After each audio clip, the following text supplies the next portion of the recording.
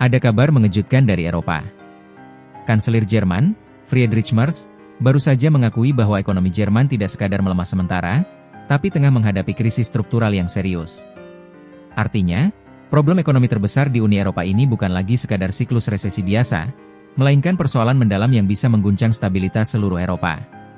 Dalam pidatonya di hadapan anggota CDU di Osnabrück, Sabtu 24 Agustus 2025, Merz mengatakan, tantangan ekonomi Jerman jauh lebih berat daripada yang diperkirakan setahun lalu.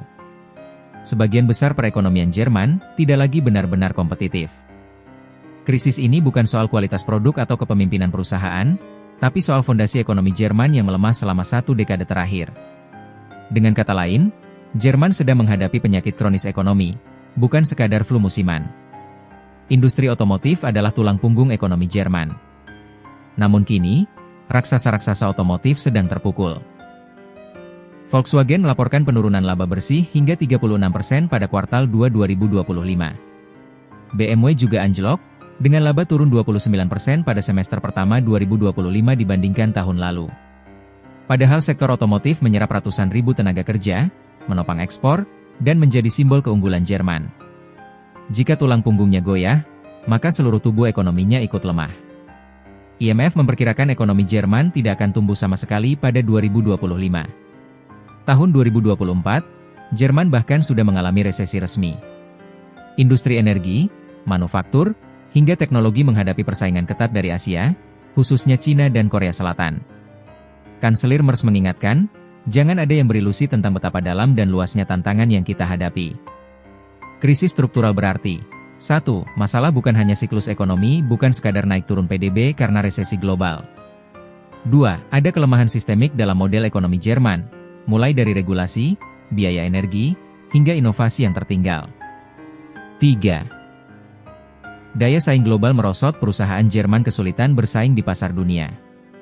Dengan kata lain, meskipun ada stimulus atau bantuan jangka pendek, itu tidak cukup. Dibutuhkan reformasi besar-besaran agar ekonomi bisa bangkit lagi. Jerman adalah mesin ekonomi Eropa. Jika Jerman terguncang, seluruh Uni Eropa ikut terancam. Negara-negara anggota lain seperti Prancis, Italia, dan Spanyol sangat bergantung pada stabilitas ekonomi Jerman. Krisis struktural ini bisa melemahkan euro, memicu pengangguran massal, dan memperdalam ketidakstabilan politik di Eropa. Bahkan, bisa memperburuk krisis migran dan memperlemah posisi Eropa dalam menghadapi tekanan ekonomi dari AS dan Cina. Amerika Serikat di bawah kepemimpinan baru, termasuk Donald Trump, mengancam tarif impor terhadap produk Eropa, termasuk mobil Jerman. Cina semakin agresif dengan industri kendaraan listrik yang murah, memukul dominasi mobil konvensional Jerman. Dengan tekanan dari dua raksasa ekonomi dunia, Jerman kini seperti terjepit di tengah. Kanselir Merz dan pemerintahannya harus mengambil langkah cepat. 1. Reformasi industri otomotif menuju elektrifikasi dan inovasi baru. 2. Memperbaiki iklim investasi dengan regulasi yang lebih fleksibel. 3. Diversifikasi ekonomi agar tidak hanya bergantung pada mobil dan mesin. 4. Energi terjangkau, mengurangi ketergantungan pada gas impor, terutama setelah krisis energi pasca Perang Ukraina. Namun semua ini butuh waktu, dan krisis bisa semakin dalam sebelum ada tanda pemulihan. Pemirsa, pengakuan jujur dari Kanselir Jerman Friedrich Merz menunjukkan bahwa krisis ini nyata dan serius.